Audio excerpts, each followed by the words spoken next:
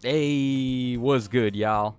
It's your boy here, and we're back for some more Fire Emblem Heroes. Now, there's not really much going on right now in the game, but I did the video the other day talking about Fate tubing and like all of the Fate tubers that we all know and love from back in the day or going on right now, and honestly, it made me realize that we need to try a little bit harder to push content for the game, maybe keep interest alive a little better. Like, some of that does fall on our part. So I wanted to put out a video today. Unfortunately, there's not really anything really that relevant going on in actual Fae the game. So I thought, why not do one of those variety show episodes where we head over to the subreddit and just take a look at some of the interesting topics that people are talking about right now that I thought maybe I'd chime in on and give my opinions. So, one of those grab bag episodes. We've done them before, but haven't done them in a while. Oh, what is this? Anyone else keep getting this non-Lucina ad when scrolling the Fae subreddit? This game was trash. Now I'm trapped inside it. Literally, Lucina. I became a commander in a crappy SF game. You don't say. That's meta as hell, man. I don't have no idea what this is, actually. Okay, so that out of the way, it just caught my attention because it was right there. Let's actually go ahead and talk about the topics that we're here to talk about, starting with this one. Okay, so this post was made by Yunie Sayaka, who says, fun fact 2, the Emblem Lucina banner has set a new record for the ratio of salt to hype comments. Now, what they mean by this is salt to hype comments on the actual subreddit. So they make a mega thread about every banner, and then everyone's free to hop in and discuss the banner of question. And out of all of those that they've ever done, the Lucina banner for Emblem Lucina is the saltiest banner, apparently, which is kind of a surprise to me. I would have thought that it would have been the recent Three Houses baby banner. For reasons, we'll discuss that in just a moment, but let's see what Unie has to say here.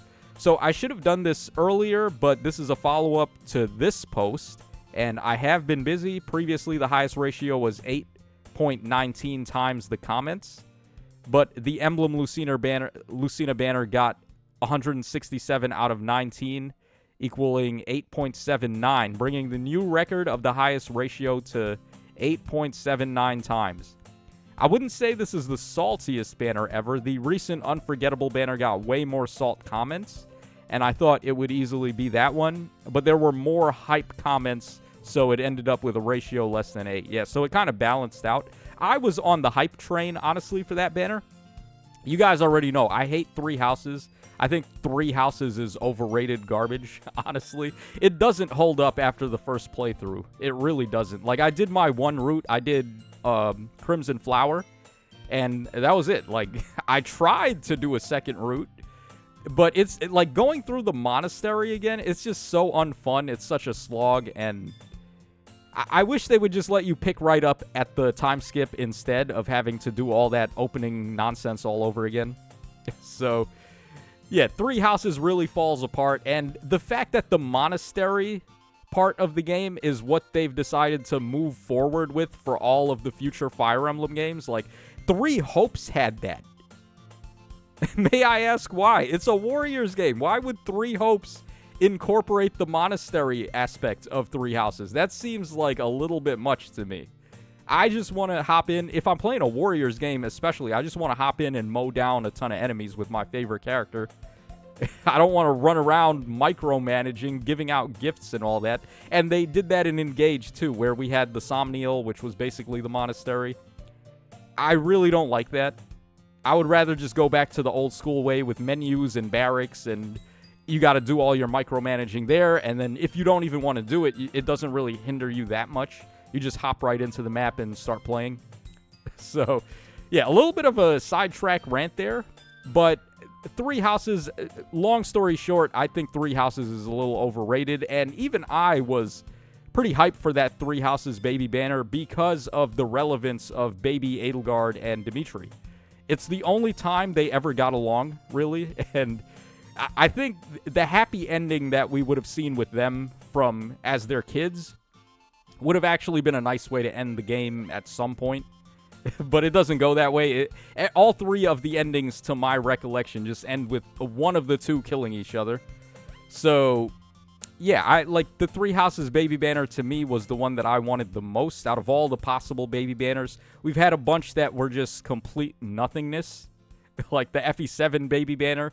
None of those characters ever existed, and it kind of retcons FE7 a little bit, because Lynn and Mark are not supposed to meet each other that early on. So that was kind of weird.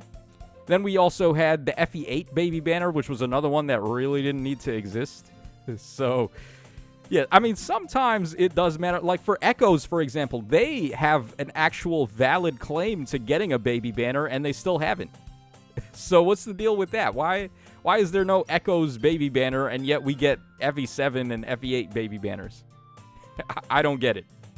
But yeah, I was on the hype side of the FE Three Houses baby banner, unlike a lot of people who are salty. And the main reason why they were salty is not because of Edelgard and Dimitri. It's because of the other two units on the banner.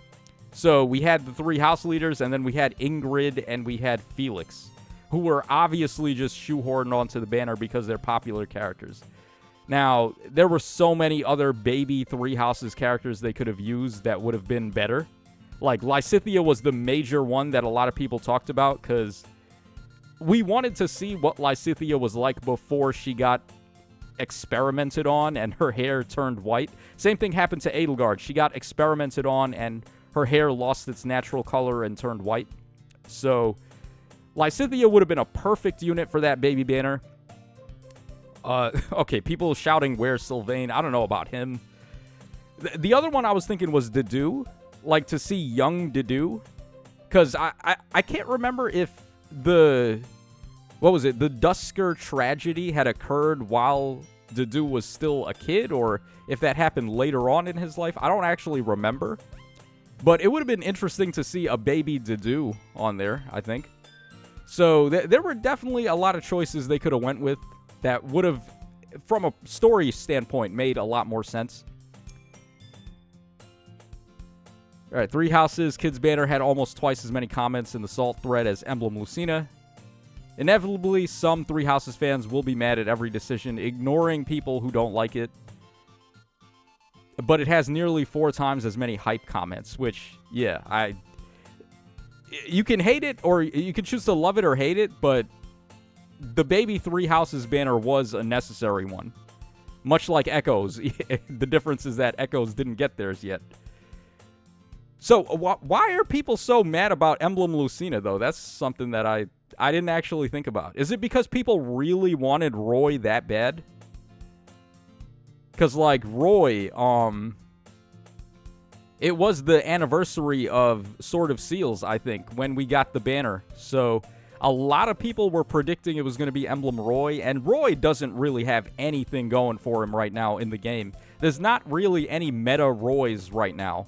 Whereas Lucina actually had 2. She still had the Ninja Lucina, who you can get away with using, and also the Gladiator Lucina, who's a nice little Arena Assault unit. Not one that I would use on a main team, but if I'm trying to get through Arena Assault, she can definitely help out a lot in there. But Roy has nothing. His most recent release is being a backpack to the Harmonic Ike. So, I get it if people really wanted Emblem Roy, but I don't think that's a reason to take it out on Emblem Lucina. Like, we knew we were going to get an Emblem Lucina at some point. It's not like that's new information. We all knew it was going to happen eventually. We didn't think it was going to happen then, but we knew it was going to happen. So, I don't really see a reason to be salty about it. That's just my personal take on that. Let me know what you guys think in the comments section down below about all this. Okay, so that's our first topic of the day, which took up a majority of this video. Okay, so next up we have one from Instruction Total. He says, "Can someone explain to me why some people want shadows in Fae? I simply don't understand it, especially when I see the number of new banners and casts that are still available. There are titles where not even half the units are playable in Fae. Why do people prefer to prioritize those slots for playable units in 2026? Okay, well, It's an answer that people may not want to hear, but it's the truth, and if you've been playing the game, you should already be well aware of this. It's not really Fire Emblem Heroes, it's more like Fire Emblem Lords and OCs. Those are the only units that really get releases consistently and get alts and all that stuff, and with the removal of Tempest Trial freebies, the odds of us getting those random, like, not so popular characters that people still want to see has just diminished even further. So it's not really all that likely that we're going to start to see characters like Molder, for example, who I know people want him just for the memes, or like Berserk Reese from Cypher, who I actually want. Like, unironically, I want that guy. But are we going to get him? I don't know. We had that poll. Remember we had the poll after the anniversary or during the anniversary or something like that, where they did ask us, like, what sort of characters do we want to be added into Fae? And Reese was one of the options. He was on one of the poll questions. And I voted for Reese. Like, why not? Like, sure, give us a broken Reese. It's not like most of the people who play Fae and spend money right now are doing it for the meta. Like, they're going to plus 10 the meta units and more than they're going to go for a plus 10 of their favorite if their favorite is just released dead on arrival. Like, what would be an example of that? Like Arthur, for example, remember? Or like Galzus. Those guys, they release as 5-star exclusive units. They might be someone's favorite, and that person may want to plus 10 them. But then you look at their base kit and the lack of a preference weapon, and that just completely takes the winds out of your sails of wanting to do that. So if they release a broken Berserk Reese that's like the best unit in the game, you can bet your ass people are going to want to plus 10 that. The people who spend money, at least. And the free-to-play players are going to want to get a copy of him just for the memes and the fun of it. So, yeah, I don't know, man. Honestly, I feel like the less popular characters are getting done dirty by Insys themselves more so than the player base, because they make them... It's like they play favorites too much. They make the Lords always really good, and then the OCs always really good. But then the characters that people like that aren't as popular, they do them dirty. They don't give them strong enough kits and stuff. So, yeah, I mean, it is what... Like, an example right now would be Franz, right? Because he recently came out, and they didn't give him enough. Or like that FE7 banner where we got Marcus. Like, he was a demote. People were waiting on Marcus for a while.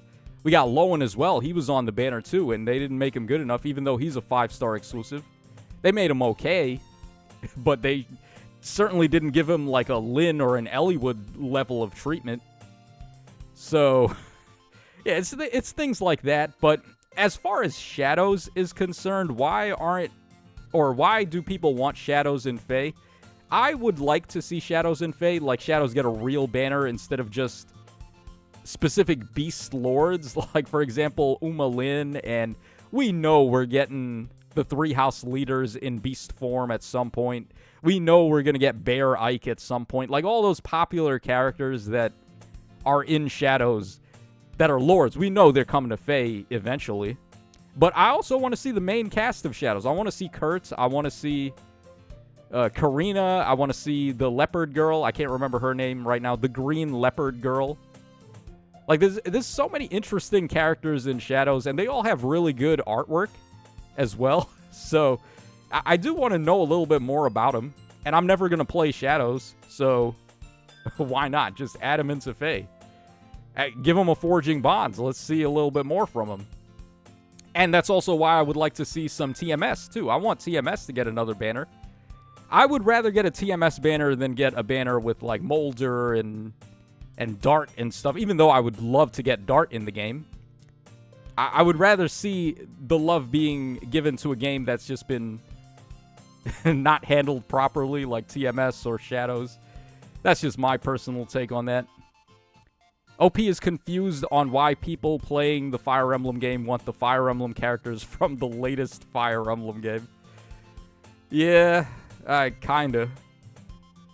Might as well let the new game get a banner or two instead of consistently throwing out banners that are just VOC plus 2 alts that aren't just a unit but modern plus 1 new character. Yeah, exactly. Like, this is the format that they've been going with pretty much for a lot of the new banners. They just toss in some OCs, toss in a Lord that's now either arcane or attuned or ascended or whatever, and then we get like one random new character on the whole banner. If even that. If we're even lucky enough to get that one new character. So, yeah, those are some people's thoughts on there. Someone mentioned TMS too. Okay, because it's a Fire Emblem game, I haven't even played it, but why the fuck shouldn't it be in the game if even TMS is in the game? Yeah. That's another point too. And we do have Shadows as a separate tab, I believe. Uma Lin has a separate tab for Shadows, I think. So, why not, right? Like, just make it happen. Give us that banner with 4 units that aren't legacy beast units from Shadows. All right, our next topic of the day here, will the seasonal rearmed versions of Ingrid and Soth rerun in future New Heroes return banners? Those are the monthly, like, fodder bank banners where we get all the attuned and arcane heroes to come back. And then, like, the occasional aided hero and ascended hero and so on. I do think the seasonal arcane heroes are going to be on those banners because there's not really any other place to put them. They could be on double special banners too, but the whole point of the new hero return banners is pretty much just to shoehorn all the arcane and attuned heroes in there for the people that have turned them into fodder banks, and like some of the crazy new fodder skills that are coming out, you've given them to one of your attuned or rearmed heroes and you want to be able to duplicate them. That's really the main purpose of the new hero return banners. So anyone who's an arcane or an attuned hero, I think, is basically guaranteed to end up on that banner. All right, we don't know yet, but it's likely, seeing how those banners are basically reserved for the asset units. Yeah, pretty much. I hope so, in case a Fave becomes a Lance unit, but they don't get a preference weapon. I would want Arcane Thorn to be there as an option, especially as new hero return banners are sparkable. Yeah, that's another thing, too. You can spark on those banners, but you can't spark on the seasonal banner where the rearmed hero originally drops. Like rearmed Ingrid. Unless you've got the Fey Pass, you can't spark for her. So, yeah, this is certainly something that free-to-play would want. And also, just in general, arcane weapons are intended to power up your old-school heroes who don't have a preference weapon that can compete anymore, or they don't even have a preference weapon at all. Giving them an arcane weapon, the latest one, would definitely help. Okay, so here's another one from Kosakan. So what was your first busted unit? Ooh, this is a fun one. I mean, what was the first unit you got where you felt Vince title card? Where you felt unstoppable? I don't mean after they inherited some skills. I mean when they felt you unstoppable with their original kit. At the time, of course. I will start with Fallen Edelgard. I remember coming back to the game after a year of not playing, and she was on a banner. And I heard how broken she was online at the time, so I hard focused on her. I knew this was earlier on because I didn't know flaws went away after you merged for the first time. But I remember just having her in the team and pressing auto battle, and that was it. She swept the story and the paralogs. Okay, for me, I mean, I was going to say actually Reinhardt, the original, like, demote Reinhardt, who I don't know why they decided to demote him of all people, because he was ridiculous back then. Having a brave magic weapon, like back then when units had more defense than res, most of the units released early on in the game, like year one, res was a dump stat. So Reinhardt having a brave tome, and then not only that, but then him being a cavalry unit too. So like range cav had the highest reach. It was pretty nuts, right? Like, that guy on release, he was pretty dumb. But that's not really with base kit, because you would have to give him different stuff. Like, most people were giving him Death Blow, and he doesn't come with that, and stuff like that. So, yeah, in terms of base kit, what was the first broken unit? I think it was Surtur for me. Surtur comes out. He's got Sinmara, which just melts everybody. They take 20 damage at the start of the turn if they're in 2 spaces of him. And because of how broken he was, they've never brought him back. Like, well, not brought him back, but they've never refined him. There's a couple of units that are in refine limbo because of how powerful they were originally. Surtur is one of them. Ophelia is one of them, and Reinhardt is one of them. They just refuse to give them refines because of what they did to the game back in their heyday. So I find that very hilarious. Sir, I would have never been able to maintain crowns with the way Arena was structured back then. Oh my god, you guys don't even have a clue how bad Arena was back then. So, first of all, you had to win 7 times, and there was no mulligan. You didn't get 2, or I think it's like 3 now. You get 3 mulligans in Arena. So if you can't win the fight, you just come back and try again, and your streak has not been reset. That was not the case back then. You had to win 7 in a row clean, and you couldn't lose any in between. It was nuts. So, first of all, we had that. Then we also had the bonus KO thing, where your bonus hero has to get every single KO on the enemy team. Not one, like it is right now. You have to get all of them. All 4 KOs with only the bonus unit. And I remember people used to be dicks about it, like when it would be bonus week for Sharena. So a lot of people would end up running Sharena on their arena core, and then the opponents would just be running like 4 bulky green armors, like 4 Surturs at +10. God forbid Sharena can even take down one of them, let alone 4. So, yeah, like Arena back then was nothing like what it is right now. It was so much harder. And I know a lot of people are complaining about the way Arena is right now. Y'all don't even have a clue what we had to do back then. And I can proudly say I maintained the crowns back then. When Arena was at its hardest, that's when I was like actually keeping up, and I had every week I would get a crown. It's not like right now where it's like on and off. I've mostly checked out, honestly, like I don't really care, but it was so much harder back then, and I was still doing it. So yeah, that's how Arena was, and I would say Surtur. If I didn't have Surtur, who could just melt enemies down to 1 HP so my bonus hero could get all the kills, I don't think I would have been able to do it. So my vote goes to Surtur. All right, Duo Asker was on basically every team I made in every mode because he was super tanky, and team-wide Times Pulse 3 special charging was really rare. Yeah, he was a really good one. He had a long lifespan too. Oldie, but it's true for a reason. Reinhardt, day 1. Yeah, I talked about him a little bit. Random 4-star +10 male Robin. Yeah, remember the 4-star +10s?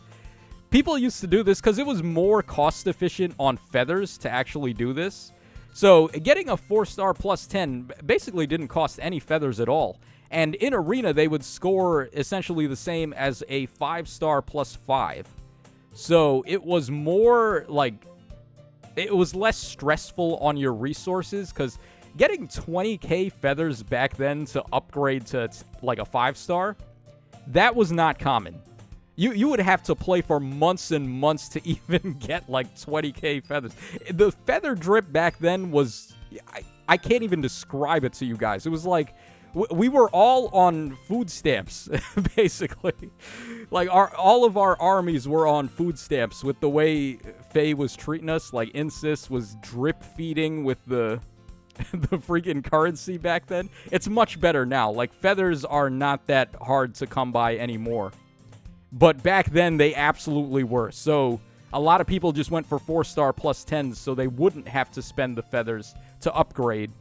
And then they would be able to actually have a decent arena core there where, even though it's not as high as a 5-star +10 team, it was like half of that. And considering the time sink or money sink required to actually get a team of 5-star +10s, this was better. So, yeah, just some more bits of info from OG Faye right there for y'all. If you even remember any of what I'm talking about, please feel free to let me know in the comments. All right, I think it was Duo, Alphonse, and Sharena. Oh, they were fun when they came out. He wasn't quite strong on release, and using him... he was quite strong on release, and using him in AR was pretty much instant win. Yeah, that unit was really good. I love the concept, too, of just giving Alphonse and Sharena finally a good unit. That was awesome. So, yeah, let me know what you guys think your first busted unit was in the comments. Okay, next up we have this here, flashback to when Insys posted the top 20 most supported pairs for year 1.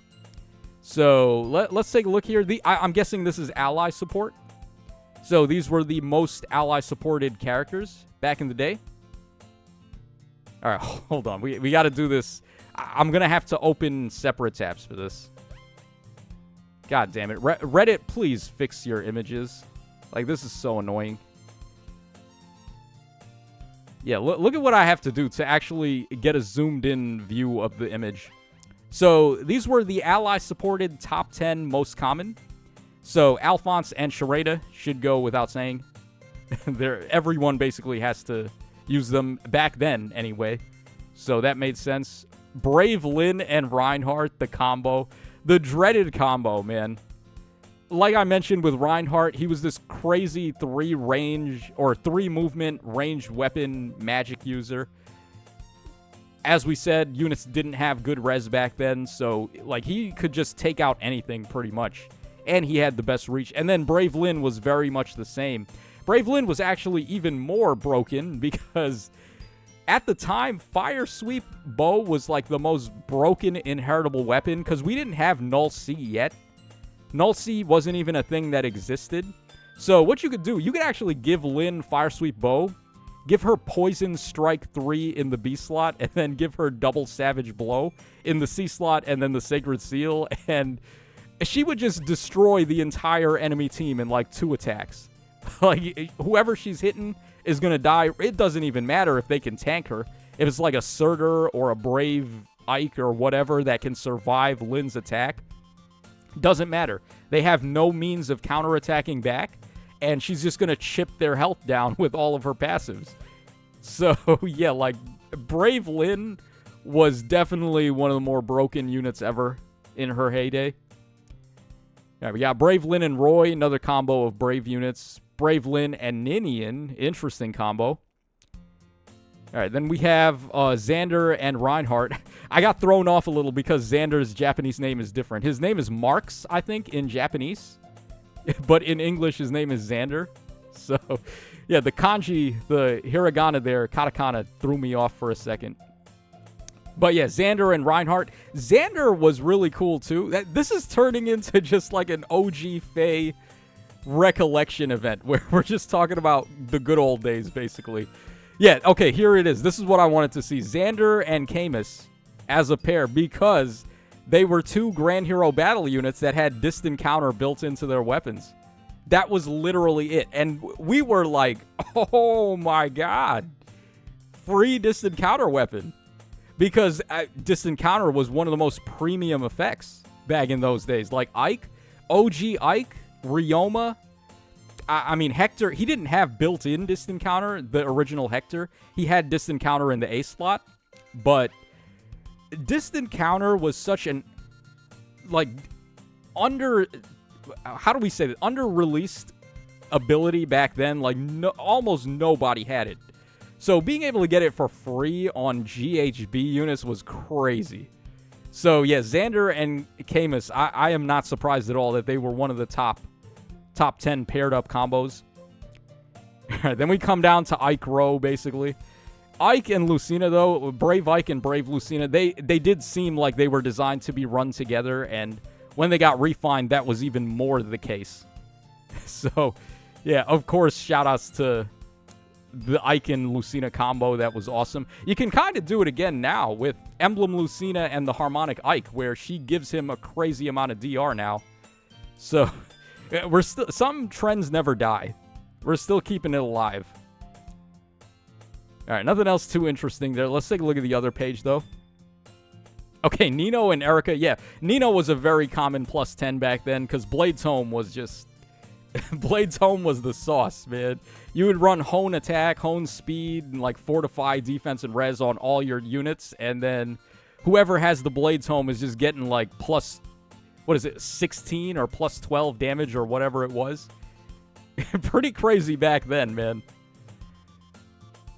All right, more combos of just like brave heroes together with each other and just very popular releases. OG Hector, of course. Azura, who was one of the better dancers. Aqua, her name in Japanese, which is a little more fitting if you think about it, because she is a waterbender, or whatever it is. I know she has control over water somehow, so Aqua being her name does make a little more sense. Oh, Cecilia. Yeah, Cecilia was really good, too, because what you would do, you would just give her Raven Tome and T-Adept, and then she would be a counter to both Lynn and Reinhardt, because she's got color advantage on both. Raven Tome gives her a colorless color type advantage, and then naturally, as a green tome, she had color advantage on Reinhardt. So Cecilia was one of the ones where, and it specifically had to be her. It wasn't like you were going with Nino or Merrick, or like, I actually used to use Merrick, but those other green tome units, they weren't calves like Cecilia. So she could cover the most reach, and reach was like everything back then, because it was so hard to get a unit that had that much reach, like 5 reach.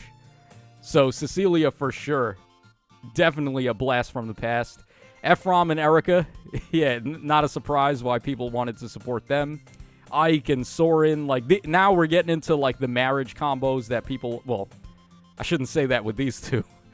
But you get what I'm trying to say, though. Like, the common pairings that you would expect to see from the actual, like, story. Okay, and one final thing. This video has already gone on for a lot longer than I thought, but I'm having a lot of fun here, so... Yeah, this is the final thing. It seems like the emulator issue has been fixed. If you guys weren't aware, the last update that we got for the game, the last data mine, actually broke the game on a lot of emulators. And that's why the data mine took so long to come out. I think it was Gengar commented that the way that they conduct the data mines is to actually use emulators to get the data mine info from. So they weren't able to do that last time, and that's why the Three Houses baby banner took so long to get the data mines out. And apparently that's been fixed now. So it's not like Insys is actively trying to break the game on emulators, I don't think. It seems like the emulators just need to update to be compatible. Because right here, this guy, Sakura X says, for those who don't know, something about this last update made the game incompatible with emulators. All of them, by the sounds of it. And the only option a lot of us have to play the game is on emulators. Even PM1 plays on an emulator, it seems like. Maybe for his free-to-play account. So, yeah, now that that's been fixed, that's been settled, that's definitely a good thing. So, data mines are going to be on time again, and anyone who's playing the game on emulator, you don't have to worry anymore. You're back in business. So, yeah, just a little video I wanted to do, just talk about a bunch of variety of topics here, and have a little bit of fun, because there's not really much fun to be had playing the game, but talking about the game is still certainly as fun as ever. I had a lot of fun. So let me know what you guys think in the comments down below. What was your first busted unit? And what are your thoughts on Shadows getting a banner in Fae, and Emblem Lucina apparently being the most hated banner of all time, at least on the subreddit? All of these things I think are very interesting. So this is your boy Tacho signing out. And I will catch y'all again on the flip side.